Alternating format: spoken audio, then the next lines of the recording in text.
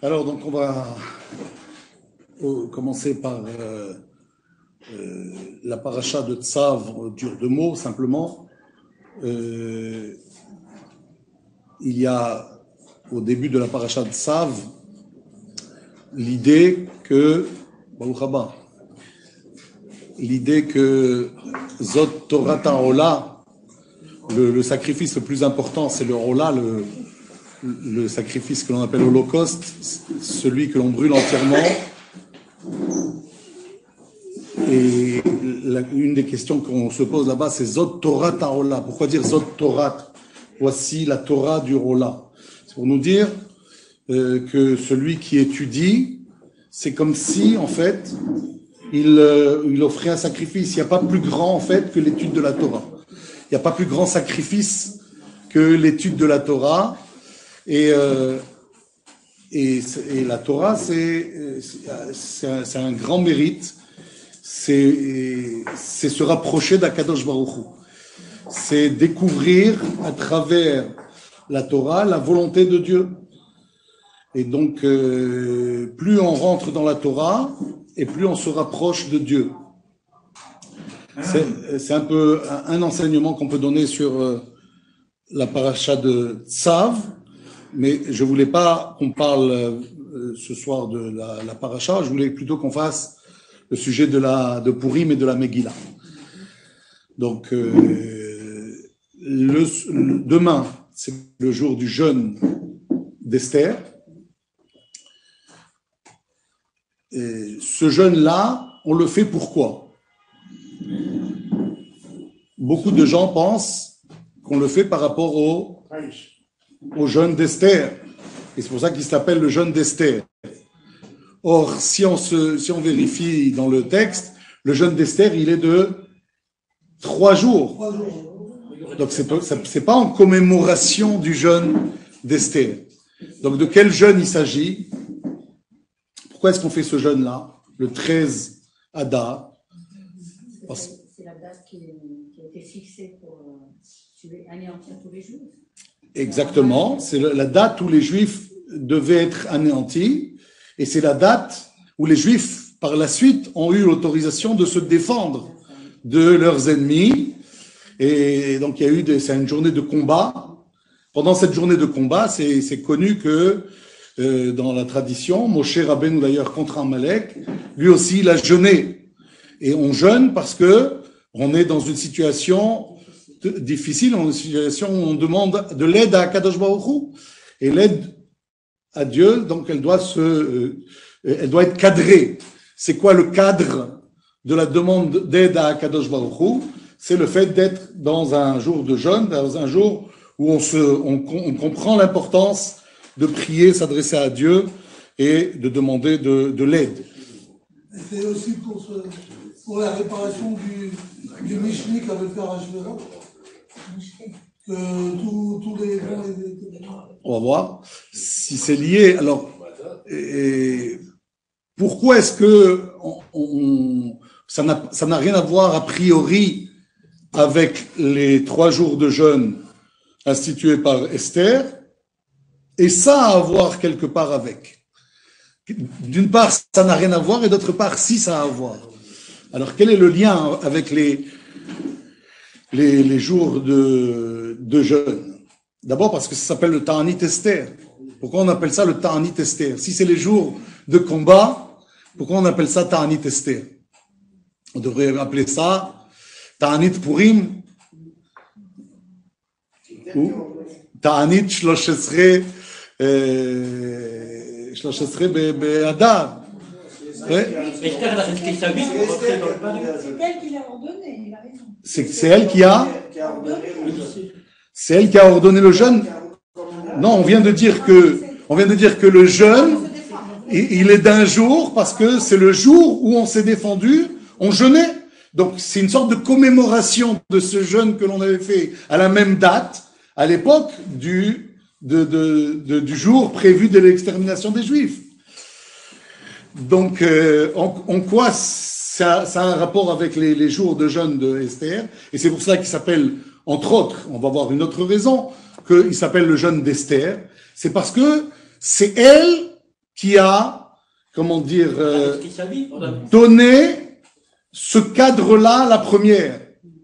C'est-à-dire que, à quel moment ça s'est passé ces 3 jours que Esther a institués? C'était le mois de Nissan. Le mois de Nissan où donc la fête s'appelle la fête de Purim. Pourquoi la fête s'appelle Purim? Parce que ça vient du mot pour. Et pour veut dire le tirage au sort. Le mois où Haman, il a fait le tirage au sort pour, comment dire, prévoir la date d'extermination des Juifs, c'était en Nissan, 1 an avant. Et le tirage est sorti quoi? Le 12e mois, pardon. Le 12e mois, si on est en Nissan, le 12e mois, c'est Adar. Alors, la date exacte où il a sorti ce sort, c'est le 13. Déjà, quand il a tiré le mois de Hadar, c'était déjà pour lui une bonne nouvelle. En quoi c'était une bonne nouvelle? Voilà. Il savait que Moshe Rabbeinu, Moshe, le maître de tous les Juifs, celui qui a donné la Torah aux Juifs, celui qui a fait sortir les Juifs d'Égypte, celui-là est mort ce mois-là. Et donc pour lui, c'était un bon signe. Ça prouvait qu'effectivement, il pouvait se lancer dans ce projet. Et pourquoi est-ce qu'il pensait que le fait de tirer au sort, c'était la bonne façon de faire? C'est parce qu'il pensait que les Juifs étaient dans une mauvaise passe, étaient dans un moment où ils étaient au plus bas, et donc nécessairement Dieu était en colère contre eux, et que si le sort est contre eux, ça marchera. Et donc pour lui, tout était bien prévu pour que ça puisse fonctionner. Et donc il a tiré au sort en Nissan. Et quand est-ce que Mordechai va le découvrir? Quel jour exactement? Le 13. Le 13 Nissan, c'était le jour où 13 Nissan, c'est combien de jours avant Pessah? 2 jours. C'est le 15 Nissan, Pessah. 14 au soir. 14 au soir, c'est le 15. Le soir du Seder, c'est déjà le 15. Donc on peut dire que c'est 2 jours avant Pessah, avant la fête de Pessah, le premier jour de la fête de Pessah. Je dis le premier jour parce qu'ils étaient en exil et qu'ils faisaient donc 2 jours. Donc le premier jour de la fête de Pessah, il faisait partie des 3 jours de jeûne. Donc c'est chose incroyable. D'où on sait ça? D'où est-ce qu'on sait que les Juifs, c'est lesquels Juifs qui vont jeûner? Pas les Juifs du monde. Pas les Juifs de tout l'Empire. Voilà, les Juifs de Shushan. Pourquoi? Pourquoi pas tous les Juifs? Parce que ça peut faire Parce qu'on n'avait pas les moyens de prévenir tous les Juifs. Quand Mordechai a su la chose, et comment il l'a su? Il l'a su voir HaKodesh ou dans un rêve. On lui a annoncé ça dans un rêve. Comme quoi, effectivement, Haman, il projetait de détruire le peuple juif. Et c'est là qu'il va prévenir Esther. Et en prévenant Esther, elle pense au départ en quoi elle va pouvoir aider. Et Mordechai lui fait comprendre, il dit, si c'est pas par toi, ça sera par quelqu'un d'autre. Dieu, il nous sauvera. Mais tant qu'à faire, il vaut mieux que ce soit toi. Et tu es au pouvoir, c'est pas pour rien que Dieu t'a choisi. Tu as peut-être une carte à jouer. Et donc, quand elle comprend ça, elle dit, d'accord. Elle se lance, mais elle dit, Tsumu alai, jeûnez pour moi 3 jours. Jeûner pour moi 3 jours. Et si c'est le 13 Nissan, 3 jours, ça veut dire que il va se passer quelque chose de très très important. C'est qu'au lieu de faire la fête de Pessah, la fête de Pessah va être annulée. Quand je parle de la fête de Pessah qui est annulée, c'est pas le Hametz. Le Hametz ne pose pas de problème ici. On va pouvoir faire attention au Hametz, etc. La chose la plus grave, ça va être quoi? De ne pas manger la matzah, de ne pas faire le soir du Seder, de ne pas boire les 4 coupes de vin. Vous imaginez? À Shushan, Purim, à Suse, je voulais dire, oui, et les Juifs de Suse ont eu l'ordre de ne pas faire le soir du Seder, puisqu'ils étaient à jeun. Où est-ce que ça se voit dans la Megillah? C'est marqué Vaya'avor Mordechai. Mordechai a transgressé. Ça veut dire quoi, il a transgressé? Il a dit à Esther, mais attends, tu nous demandes de jeûner pour toi 3 jours. Et on devrait repousser ça. C'est Pessah. Qu'est-ce qu'on fait pour le soir du Seder? Elle lui dit, mais tu sais, s'il n'y a plus de juifs, il n'y aura plus de Seder. Et donc il dit, tu as raison. Et donc il a décidé de rendre nulles les lois du Seder, ce qui est une loi de la Torah. Manger je ne sais pas si vous imaginez à quoi ça correspond. De dire, Vaya'avor Mordechai. Mordechai va transgresser. Une transgression de la Torah. Autrement dit, ici, c'est le peuple juif qui est en danger. Une loi de la Torah, elle peut être, comment dire? Mais que pour les Juifs de Suse, vous avez dit. C'est ça. Ben oui, parce qu'on n'avait pas la possibilité, d'avertir qui que ce soit. C'était d'abord imminent. Pourquoi ils n'ont pas attendu? Non, c'est un cas de danger. Parce que le danger est grand, et donc on doit prendre les devants, ne pas attendre. Et les 3 jours qu'elle demande, c'est 3 jours de préparation pour pouvoir aller voir le roi et lui demander ce qu'il a à demander. Elle devait être dans un état. Hein. Comment? Dès qu'on gère un jour, on est dans un état. J'ai pas compris, on est dans un état. Elle doit être dans un état, ça veut dire elle n'est pas fraîche, quoi. C'est ça qu'on veut dire. Alors elle va arrêter le jeûne 2 heures avant. Tout le monde va jeûner combien de temps? 3 jours, ça fait combien d'heures? 72. Et elle dit, regardez le texte, c'est intéressant. On va le lire, si vous voulez bien, ensemble, ce texte, puisque on y est, on va essayer de bien comprendre. Voilà. Va-t-on mais Esther le Hashiv el Mordechai. Donc Esther dit de rendre la réponse à Mordechai. Lech kenos et kol ha-Yehudim. Va et rassemble tous les juifs. De quels juifs il s'agit? Les juifs de Suse. Hanimtseim beshushan, qui se trouvent à Suse. Il fallait dire ici, ha-Yehudim she beshushan. Pourquoi dire qui se trouvent?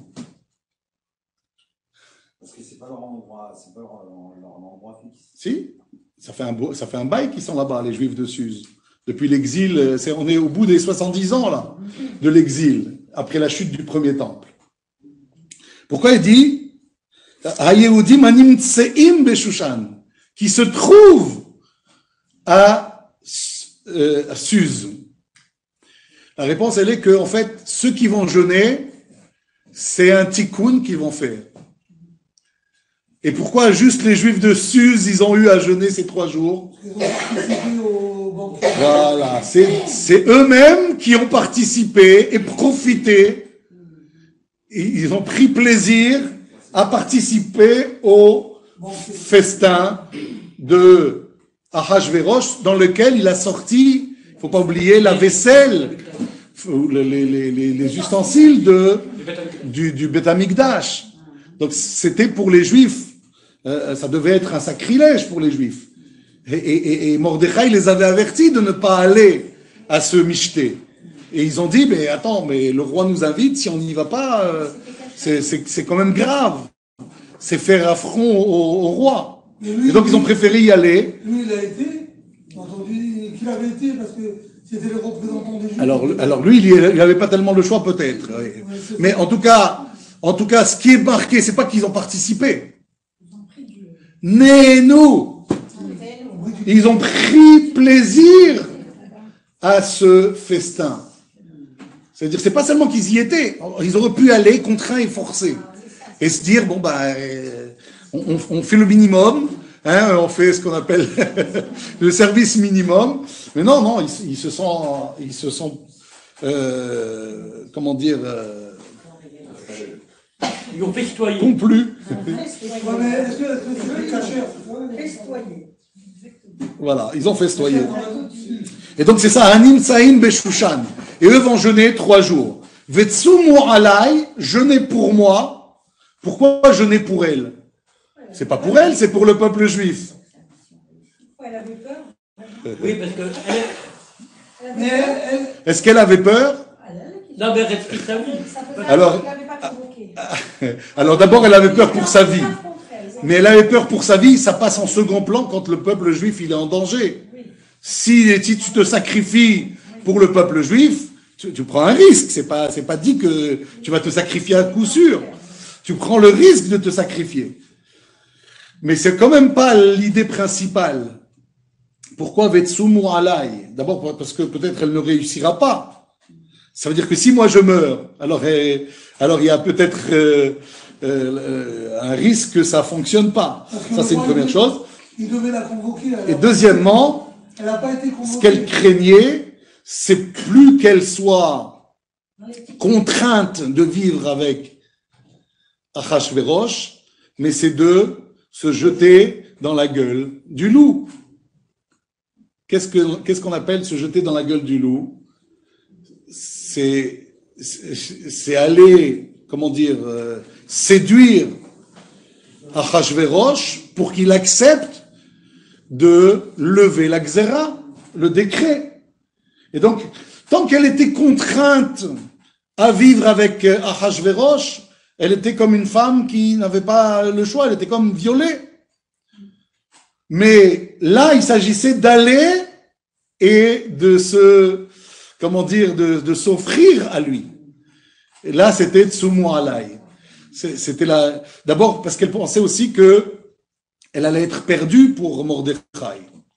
Puisqu'on dit qu'elle était mariée à Mordechai, ou en tout cas promise, et que tant qu'elle était une femme contrainte, elle pouvait retourner à son mari, si jamais les choses tournent court, et que ce roi-là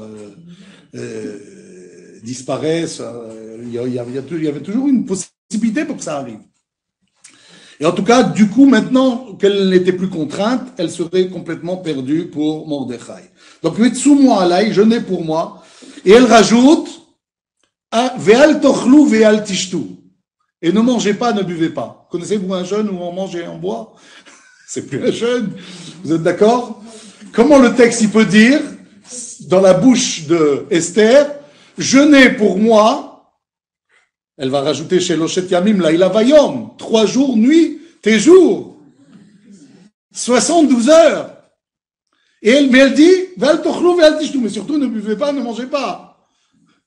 Non, mais ça, c'est pour réparer le mystère, parce qu'ils ont bu, ils ont mangé. Donc, Oui, mais. alors, on a fait l'allusion. Mais c'est logique, Tsumu, ne mangez pas, ne buvez pas. On va comprendre qu'ils ont fait le tikkun, la réparation.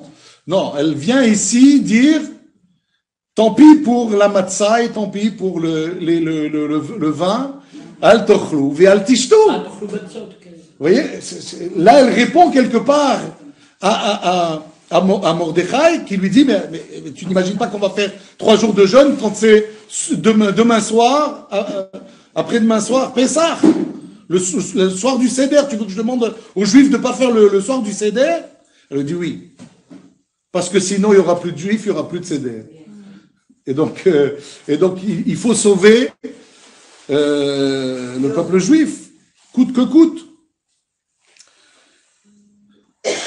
Donc on a dit 72 heures. Pourquoi 3 jours? Un jour n'aurait pas suffi? Parce que le festin, ils ont préparé pendant 3 jours le festin. Non, plus que ça. Le festin a duré combien de temps? Non, il a duré. Une semaine. Ouais, mais ils ont préparé pendant 3 jours. Peut-être qu'ils ont préparé pendant 3 jours, mais en tout cas, ils ont nous Shivrat Yamim. Pourquoi faire un jeûne de 3 jours? Elle ne pouvait pas dire, ouais, on va jeûner demain, on jeûne demain, 24 heures, c'est pas mal. On connaît nous beaucoup de jeûnes de 3 jours. Ça n'existe pas a priori. Qu'est-ce qui lui a appris à Esther et à Mordechai d'accepter que 3 jours durant, il ne mange pas, il ne boit pas, quitte à rendre nul les mitzvot de la Torah pour le Seder, le soir du Seder? La réponse, elle est que Dieu ne laisse pas en souffrance plus de 3 jours des tzadikim. Si des tzadikim, qu'est-ce qu'on appelle des tzadikim? Des gens qui font teshuva.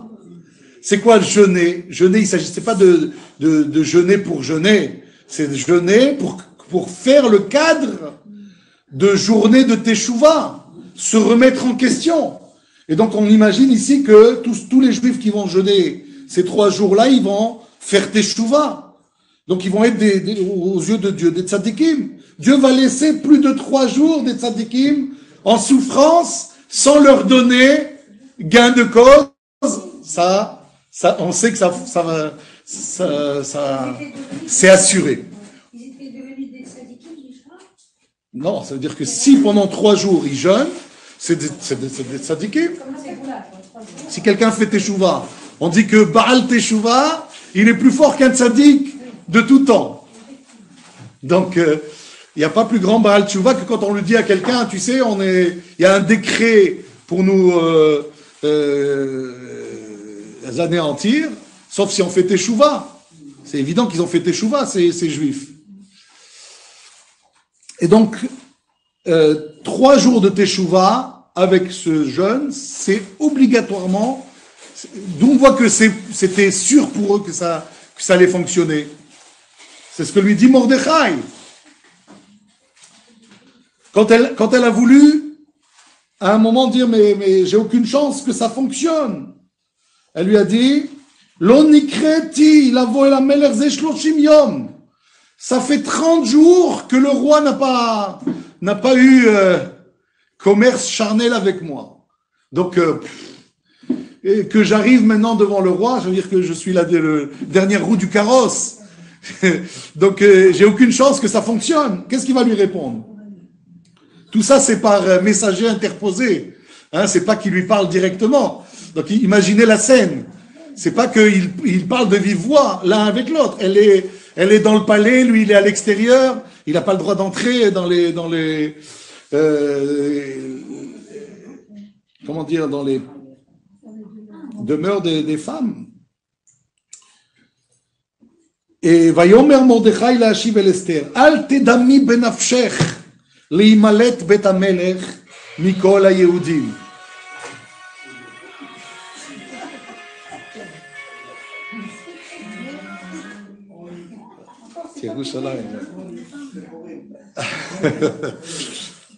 Alors, אל תדמי בנפשך להימלט בית המלך מכל היהודים.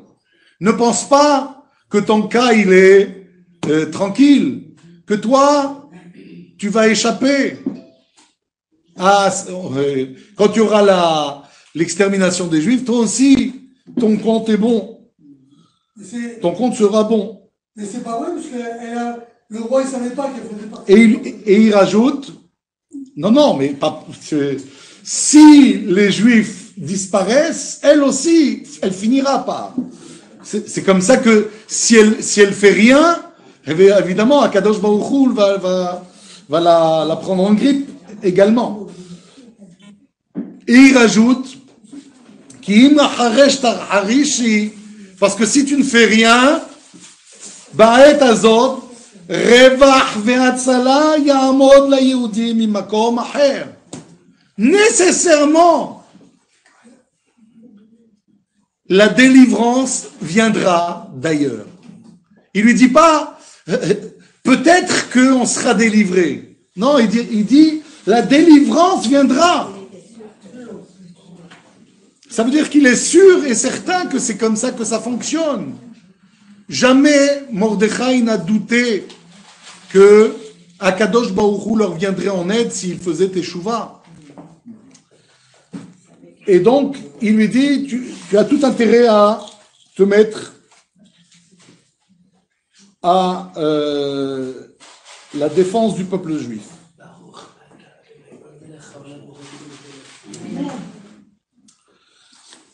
On continue. Et elle dit, Gamani vena'arotai atzum ken. Autre chose bizarre qu'elle va lui dire. Entendez. Donc, elle dit, tsumwa alay. Vous vous rappelez? Jeûner pour moi. Ça veut dire quoi? Elle va jeûner ou elle ou pas? Et alors elle va dire, elle va rajouter, Gam ani vena'arotai atzum ken. Qu'est-ce qui ne va pas dans ce texte? Je traduis. Moi aussi, et mes demoiselles, les demoiselles qui sont à mon service, Atsum Ken, je jeûnerai aussi. Qu'est-ce qui ne va pas dans ce texte? Atsum, c'est au singulier. Atesoué, on lui aurait dit. Atsum. Il y a une répétition. Il fallait dire Natsum. Qu'est-ce qu'il y a Adama? Ah, à propos, je sais plus, à propos, à propos, c'est chez Akol. Ouais. Les bambas, chez Akol. Oui. Et donc, Atsum Ken, il fallait dire Gamani Vena'arotai Natsum. C'est quoi ce Atsum et c'est quoi ce Ken? Je jeûnerai ainsi.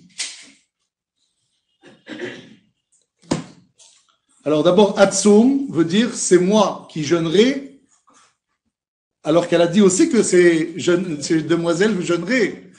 Donc pourquoi elle dit que elle jeûne? Elle jeûne, mais pas pareil que les autres. Ken. C'est quoi Ken?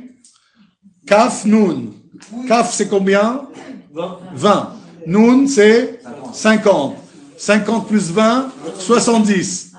70 heures. Pourquoi 70 heures? Parce que il faut quand même qu'elle se présente devant le roi. Elle ne va pas se présenter après un jeûne de 3 jours, affaibli. Il faut qu'elle puisse répondre d'elle-même.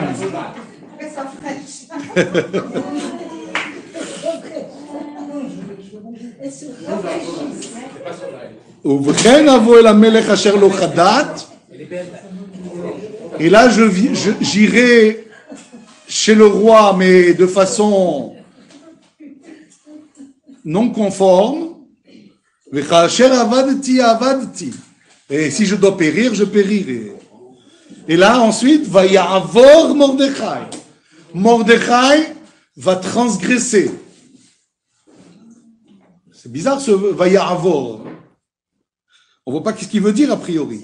Si ce n'est que, hein, comment on dit une transgression en hébreu? Avera. Avera.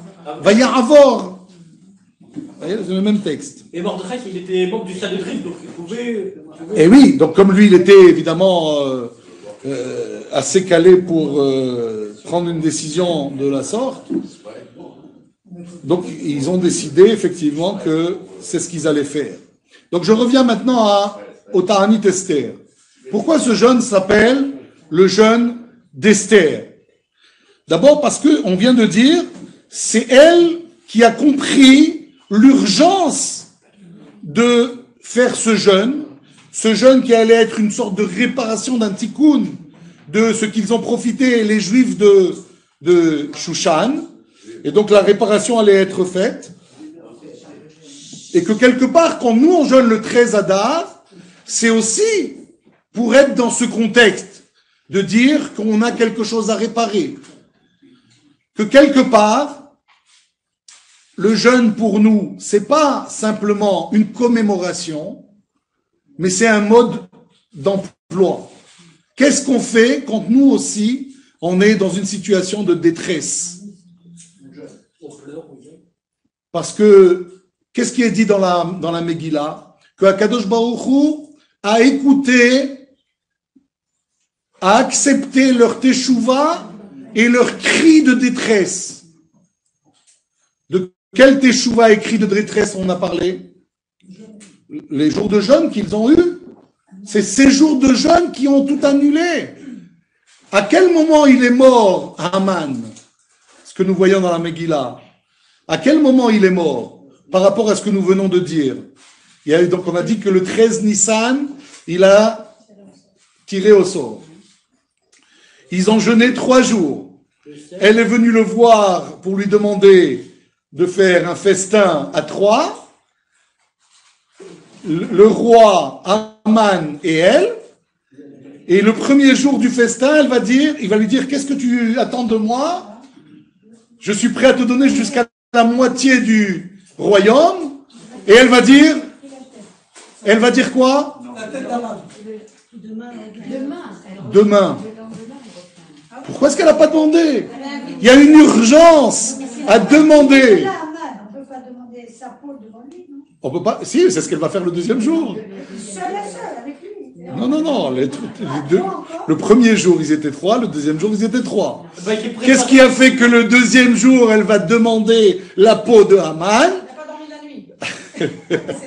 Et dès pour que le roi il sache que. Elle a eu le cauchemar. C'est le moment où le miracle a eu lieu. Elle attendait le miracle. Elle attendait le signal qui serait envoyé du ciel. C'est quoi le signal? Qu'est-ce qui s'est passé le deuxième jour qu'il n'y avait pas eu le premier jour?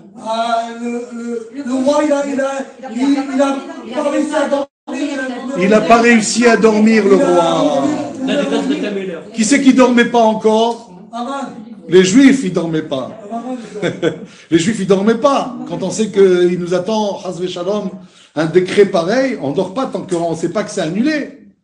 Donc les Juifs aussi, ils dormaient pas. Qui ne dormait pas encore? Nadeda Shenat HaMelech. C'est pas marqué HaMelech HaShverosh. HaMelech, c'est qui? C'est Dieu aussi qui dort pas. Ça veut dire quoi que Dieu ne dort pas? Iné, Lo Yanum Velo Ishan, Shomer Israël. Nous, on se dit, voilà, nous, on est en train de souffrir, et le bon Dieu, où est-ce qu'il est? Le silence de Dieu. Qui parle du silence de Dieu? Dieu, il dort pas. Lo yanum velo ishan shomer Israël. Faut pas croire que Dieu, quand les Juifs sont en souffrance, lui, il dort. Lui, il est ailleurs. Il souffre plus que nous souffrons. De nous voir souffrir. Et donc, et qui d'autre ne dort pas cette nuit-là? Mordechai, Esther, mais qui d'autre encore? Haman, pourquoi est-ce qu'il dort pas, lui? Non, parce que lui, il veut pendre Mordechai. Il veut pendre Mordechai, et donc il a passé la nuit à organiser la potence. Une potence, comment elle est sa potence? 50 coudées. 50 coudées. Ça fait combien 50 coudées? 25 mètres. Il fallait un bois, une poutre qui fasse 25 mètres. Pour pendre quelqu'un, il fallait pas 25 mètres. Alors pourquoi 25 mètres? Ça fait allusion au Biscal, Rabbi Haman, qui est de la même année par rapport. Peut-être, Et oui. Mordechai, Mais voilà, d'abord l'idée première de Haman, c'est quoi? C'est que tous les Juifs de la ville puissent voir Mordechai sur la potence, et puis les Manirou veilleront, comme on dit. Hein, c'est l'exemple. Regardez ce que l'on fait à celui qui se prosterne pas à Haman. Donc tous les Juifs, pendant 1 an jusqu'à l'extermination, ils ont intérêt à se tenir à carreau. Voilà ce que voulait absolument Haman. Il voulait faire payer à Mordechai l'affront qu'il lui faisait de ne pas se prosterner à lui. Sûrement que les Juifs, ils doivent se moquer de moi de cela. Et donc, je veux que tous les Juifs voient de loin, de là où ils se trouvent, ce Juif qui est pendu. Mais est-ce que Et 50 coudées, pourquoi 50 coudées? Parce que c'est les 50 degrés de sagesse. Il va dire, il va jusqu'au maximum du potentiel des tzadikim. Être sûr que son projet ne va pas tomber à l'eau. Et donc, il prend aucun risque. 50 coudées, il lui faut. Et donc, il va faire pendant cette nuit-là la potence. Et il est impatient de demander au roi. C'est pour ça qu'il va au palais pendant la nuit. Parce que, quand vous lisez la Megillah, vous vous rendez compte que le roi, quand il dort pas, qu'est-ce qui va se passer? Il dit, mais qui est là? Et on dit, mais là, Haman, il est là. Mais quoi, Haman? Il est pas chez lui, il dort pas? Non, il est venu demander au roi de pendre Mordechai. Et donc, voilà, ce Nadeda Shenat HaMelech, le roi ne dormait pas. Alors, qu'est-ce que ça nous apprend à nous? Cette nuit-là, qu'est-ce qui s'est passé? Qu'est-ce qui s'est passé cette nuit pour que Ahashverosh, pour qui Haman, c'était le premier des ministres, c'est lui qui l'a élevé au plus haut rang, oui. Du jour au lendemain, il va lui dire quelque chose d'incompréhensible. Il va venir pour lui dire, je veux pendre Mordechai. Il n'a pas le temps de lui dire ça, que Ahashverosh va lui poser la question, qu'est-ce qu'il faut faire à celui qu'on veut honorer? Et lui, il va dire, en croyant que c'était pour lui. Pourquoi il croyait que c'était pour lui? Parce que justement, le roi, il le voit comme son sauveur. Il le voit comme l'homme providentiel qui lui a tout apporté sur un plateau d'argent. Et pas seulement que le roi l'honore, même la reine. Donc lui, il se voit tout permis chez ce roi-là. Haman, il se voit tout permis. Donc il y va, il est sûr que le roi va lui accorder. Et donc quand le roi lui dit, qu'est-ce qu'il faut faire si on veut honorer quelqu'un? Il pense tout de suite, le premier, c'est qui? C'est moi que le roi veut honorer. Et donc il va mettre... Qu'est-ce qui se passe? Ah, une mouche. Ah, ok. Et donc, le roi va lui dire la chose la plus affreuse qui soit. C'est quoi? Prends Mordechai et fais-lui exactement ce que tu viens de dire. Il est venu le pendre et du coup il le met au plus haut comme c'est pas possible. Quelle honte il s'est tapé ce jour-là. Et là, une fois que c'est arrivé, Esther savait que Akadosh Baruch Hu avait déjà exaucé les prières des Juifs. Le miracle s'était enfin produit. Ce que Esther attendait est arrivé. C'est un peu grâce à elle d'ailleurs que c'est arrivé. Pourquoi c'est arrivé grâce à elle? Parce que pourquoi est-ce qu'elle a invité Haman et Ahashverosh à table pour un festin, le premier jour et le deuxième jour? Pourquoi est-ce qu'elle a fait ça? Pour provoquer la jalousie du roi sur Haman. Elle s'est dit que peut-être ça pouvait marcher, ça. Si moi j'invite Haman à notre table, alors qu'on aurait dû faire un dîner aux chandelles, un dîner en amoureux, ce que je cherche à lui proposer, j'ai une demande à lui faire au roi. Je vais lui demander ça en amoureux. Je ne vais pas demander à quelqu'un de nous tenir ce qu'on appelle la chandelle. D'accord? Donc c'est bizarre. Le roi, il dort pas. Pourquoi le roi, il dort pas? Parce que justement, le piège a fonctionné. Le piège d'Esther a fonctionné. Le roi se pose des questions. Il n'arrive pas à dormir. Il dit, attends, mais je comprends tout à fait. D'ailleurs, elle ne m'a toujours pas demandé ce qu'elle avait à me demander. Je comprends tout à fait qu'elle me demande de passer un festin ensemble. Mais pourquoi Haman est invité? Et là, au départ, il s'était endormi un petit peu. Et dans son sommeil, qui a vite été chassé, il rêve de quoi? Ils vont ensemble. Non. Oui, ça aurait pu. Ça aurait pu. Mais mieux que ça. Mieux que ça encore. Il rêve que Haman sort son épée et tue. Non, et tue Ahasverosh. Et le tue lui. Parce que qu'est-ce qu'il pense? Et pourquoi il rêve ça au début de sa nuit? Et après, parce que qu'est-ce qui est marqué dans le texte? C'est pas marqué qu'il dort. Il n'arrive pas à dormir. C'est marqué qu'il a dormi. Mais nadeda. Ça veut dire quoi nadeda? Le sommeil l'a quitté. Il venait de s'endormir. Et puis, paf, il se réveille, impossible de redormir. Pourquoi impossible de redormir? Parce qu'il vient de faire un rêve.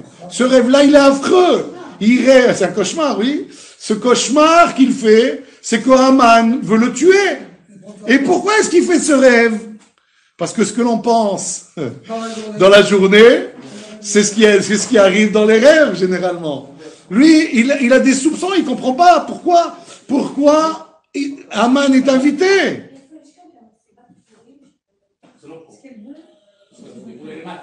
Oula, il est matin.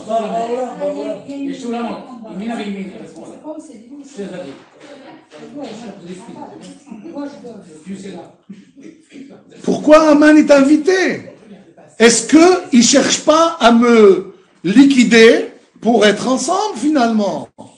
Et donc elle l'a invité, c'est l'occasion peut-être pour lui de faire ce qu'il a à faire, de tuer le roi et de faire un putsch et de se mettre ensemble.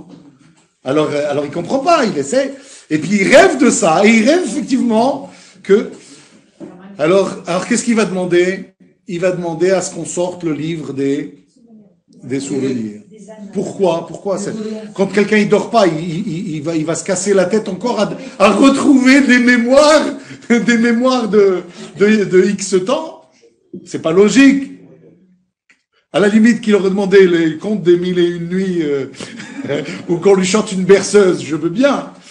Mais pas les ichronotes. T'arrives pas à dormir parce que tu penses. Et toi tu demandes à penser encore à d'autres soucis. Non, il s'est dit, peut-être que quelqu'un est au courant du piège dans lequel je vais tomber et il ne me le dit pas. S'il ne me le dit pas, c'est peut-être parce que ils ont compris que j'étais ingrat envers ceux qui m'ont fait du bien, et donc, c'est pour ça qu'ils ne se manifestent pas. Et donc, le roi dit, tiens, apportez ce livre, où je note généralement ceux à qui je dois faire un cadeau et que je n'ai pas fait. Et c'est là qu'on va découvrir que Mordechai, justement, a sauvé la vie du roi, et que il n'a toujours pas été récompensé. Alors, quand il vient à Haman, nous, ce qu'on comprenait pas, comment on peut passer de Gidal à Melech, à Hachverosh, Gidal et Haman. Il l'a rendu le plus haut possible. Il a même autorisé qu'on se prosterne à lui. Il lui a donné les Juifs, prends ma bague. C'était impensable. Comment il l'a élevé au plus haut rang. Et du coup, du jour au lendemain, un renversement complet de situation.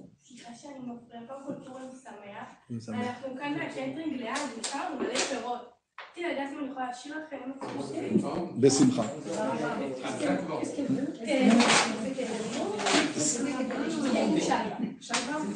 תודה רבה.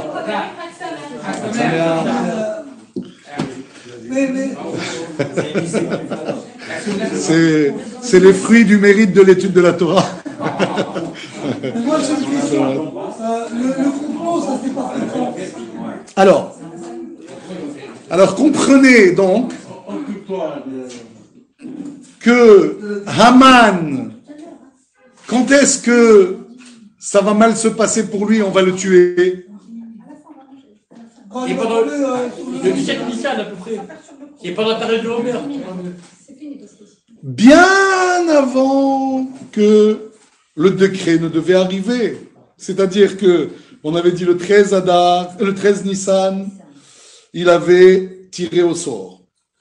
Mordechai l'a su et ils ont jeûné donc le 14, non, le 13, le 14 et le 15. 13, 14 et 15, d'accord?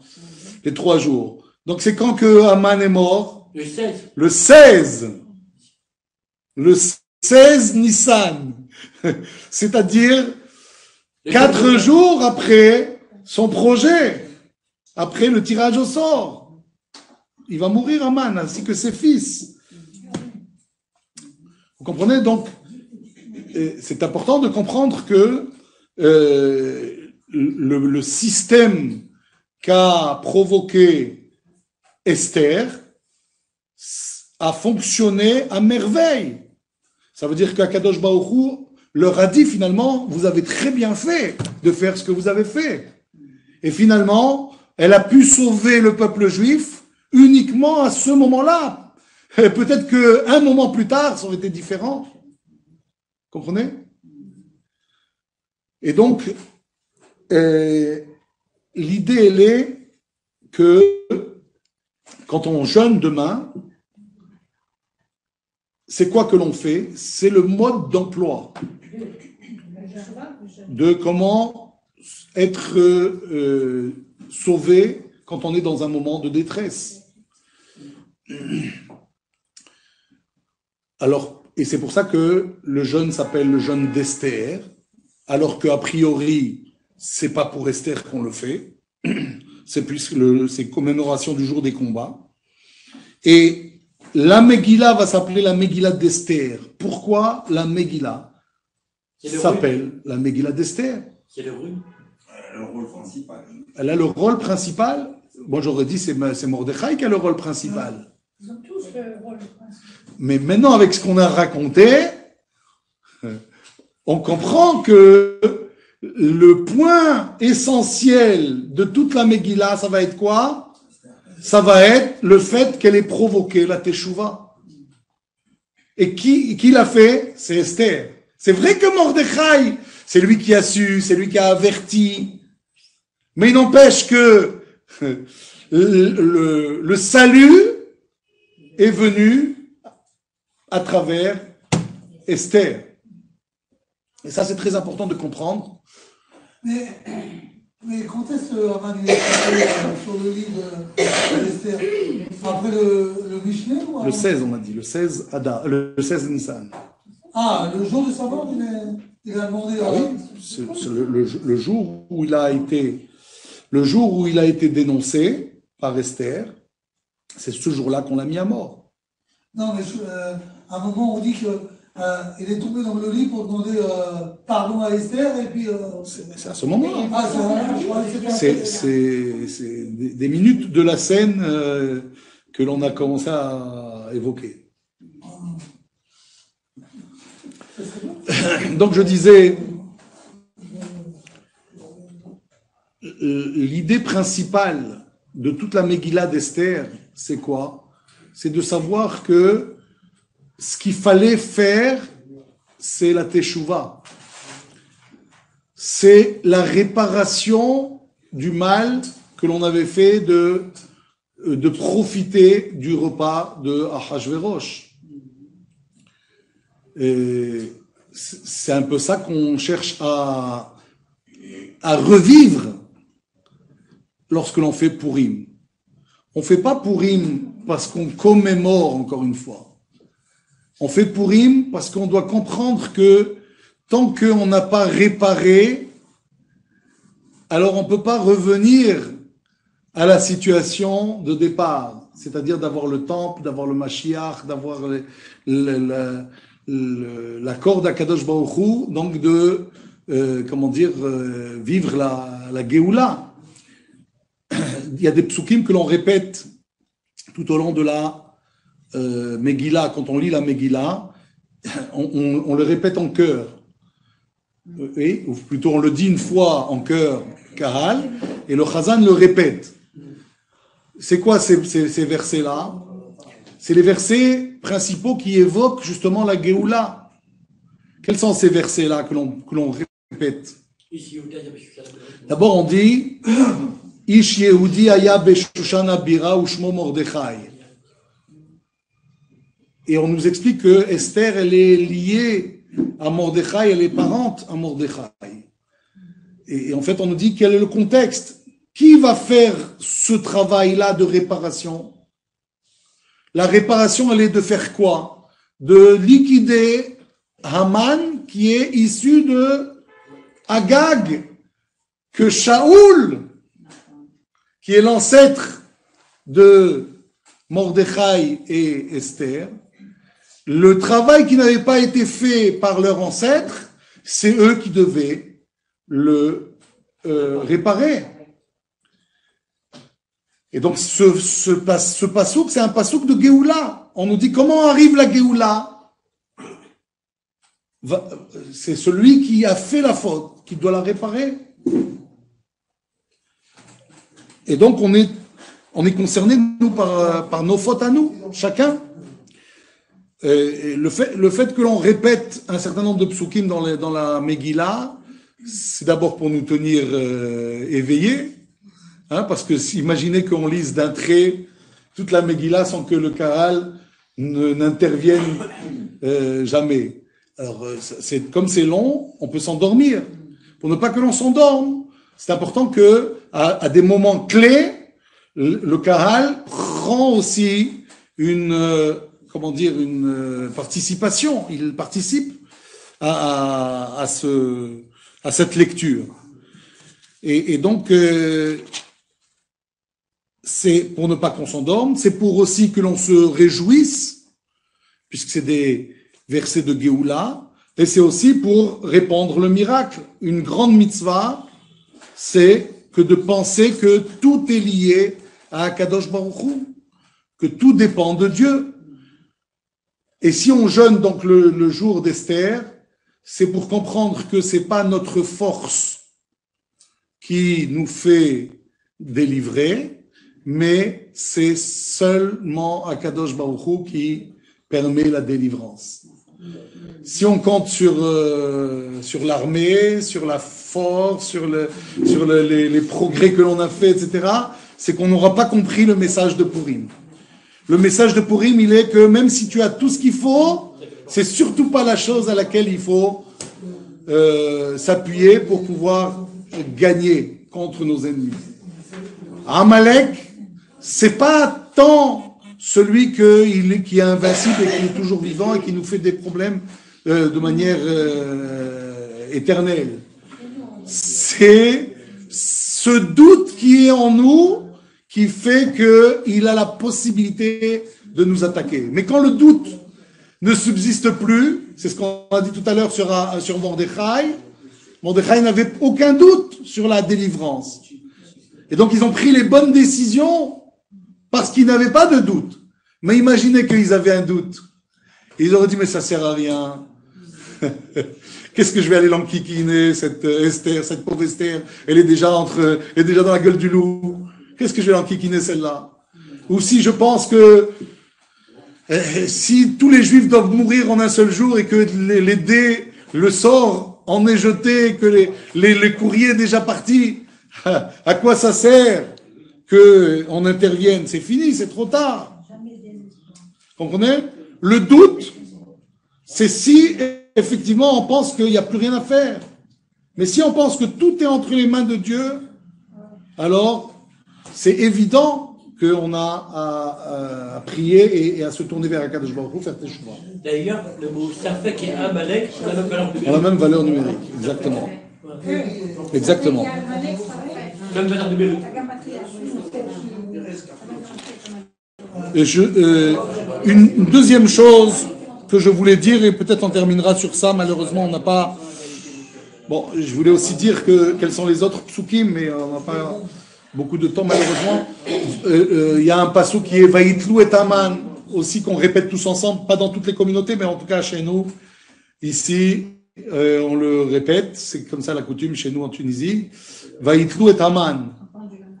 On a pendu Aman, c'est réjouissant de savoir que celui qui a fait la potence, dans cette même potence, il a été exécuté. Mieux que ça, on dit Ahar Devarim Aele. Après ces choses-là, Le roi a grandi Aman. Guidal. Gidal, Amelech Achashverosh et Aman ben Amedata. Pourquoi on dit Ahar Devarim Haele après tout ça? C'est après quoi tout ça? Tout ça, c'est après que Rashi dit Akadosh Baruch Hu Ikdim Refoua la Maka. Akadosh Baruch Hu, avant d'envoyer le coup, parce que le coup, c'est quand Haman il devient super puissant, qu'il a décidé d'exterminer les Juifs. Donc ça, c'est le coup. Avant le coup, Akadosh Baruch Hu a envoyé la troufa. C'est quoi la troufa? Le médicament. Le médicament, le remède. Le remède, il a existé avant même qu'Akadosh Baruch Hu envoie la maladie. La maladie, c'est Haman. Le remède, il était là avant. Où est-ce qu'il est le remède? Qu'est-ce qui s'est passé avant? Avec Mordechai. Avant cette élévation du rang de Haman, le fait que Ahashverosh a fait un michté. C'est quoi ce michté? Ils se sont saoulés, ils ont commencé à parler de femmes. Oui. Qu'est-ce qui se passe quand on boit? On boit, on parle de femmes. On parle de femmes, et alors qu'est-ce qu'on se raconte?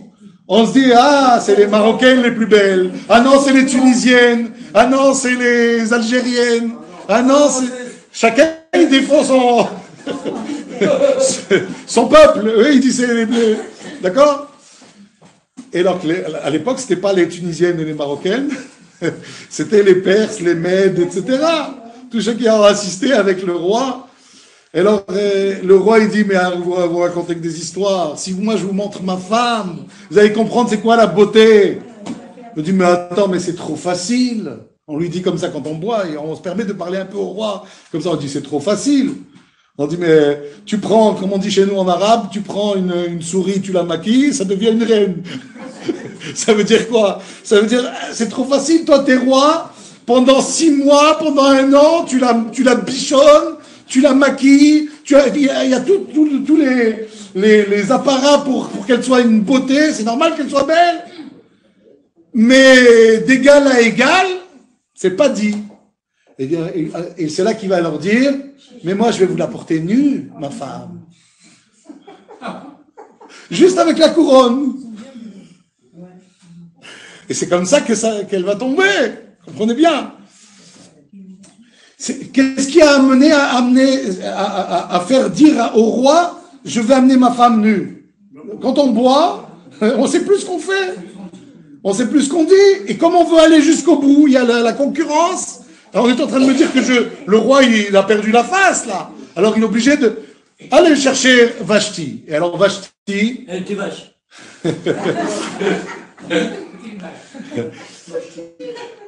Comme on dit, trop Rabbi, parce que elle, ça la dérangeait pas de venir à poil. Hein. S'il fallait, si c'était l'ordre du roi, bah tant pis, elle serait venue. Hein. Mais là, trop Rabbi, comme on dit chez nous, on dit qu'elle a eu des boutons sur elle. Ouais. Alors, certains disent autre chose. En tout cas, on peut imaginer. Elle a eu quelque chose qui l'empêche d'arriver comme on lui a demandé. Alors non seulement elle va pas venir, mais elle va faire ce qu'on va dire en arabe chez nous, tqabbah. Elle va lui dire, mais c'est qui lui pour que je lui obéisse au doigt et à l'œil. Elle va dire, mais lui c'était l'écuyer